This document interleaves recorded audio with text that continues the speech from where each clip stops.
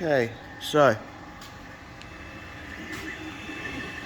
Ender 5 Pro printing something, Ender 5 Plus printing this big iris thing that turns and opens up and closes.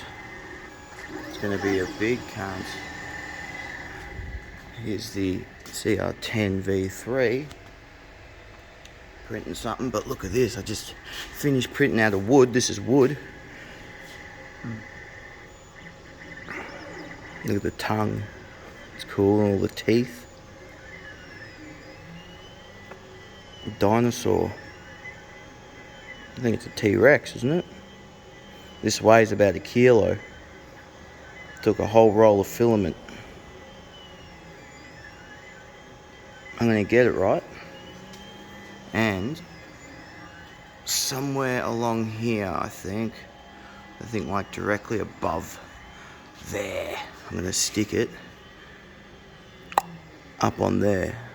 That'll look sick. Here, I'll pause this. I'll get you back on once it's done. Okay, so it's got a chair, some Celastic, roof Celastic. This shit is so strong. You can use this to put like a shelf up and you could stand on the shelf, literally. It is so strong once it dries. And then, because it takes a few hours to dry, even a whole day to dry, give it a whole day to dry, usually goes dry within an hour, but then you get hot glue to hold it there just for the moment, because that dries instantly. And you see, how cool is that? So you get the Celastic and you put the Celastic on, and then you just get a bit of hot glue. You see the hot glue drooling down there. It's gone hard, you see. And then I've got some at the top there. I put some hot glue at the top just to hold it for the moment while the Celastic dries.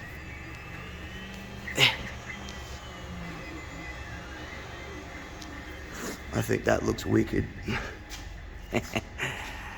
Wow, it's so cool.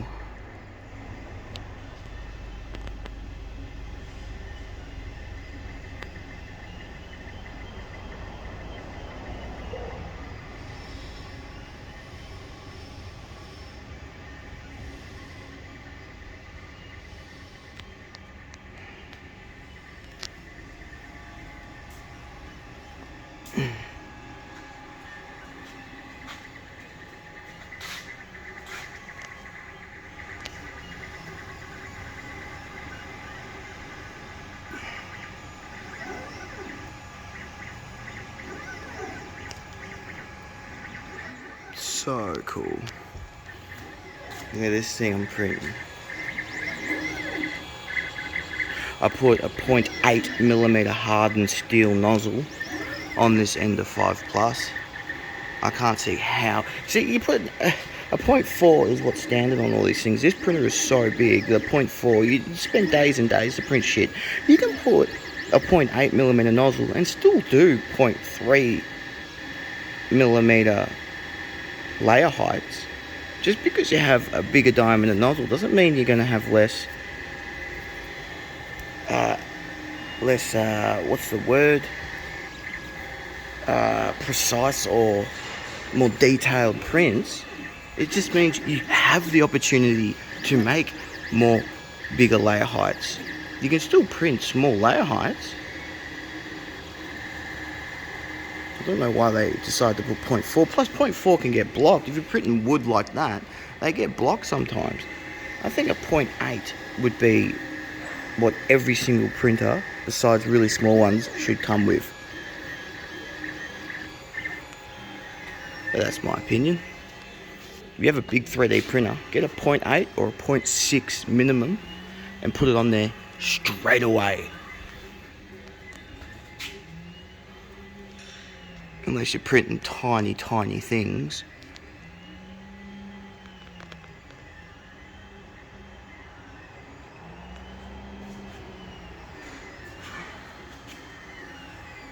Look, I did this, the Ender 5 and the Ender 5 Plus, Ender 5 and the Ender 5 Pro, the bed, you push it there and it flexes up and down because it's only supported at the back of the bed.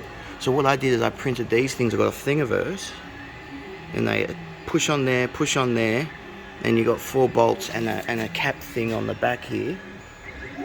And you just get the bolts and the nuts and put it on, and it makes the bed so secure. It's how it this shit, they should have made something like this factory and put it on. So if you have an Ender 5 or an Ender 5 Pro, the first thing you have to do is print that. You find it on Thingiverse. It's a bed support. And you put them on. Very important. Well, I don't know how important it is really. Bloody machine will still work without it, but I reckon that's one of the upgrades you should do straight away.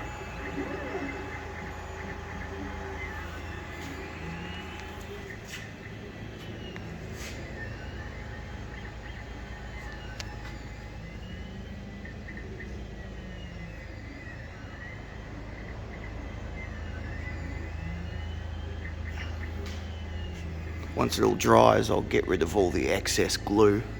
Just get a knife or something, or a scraper.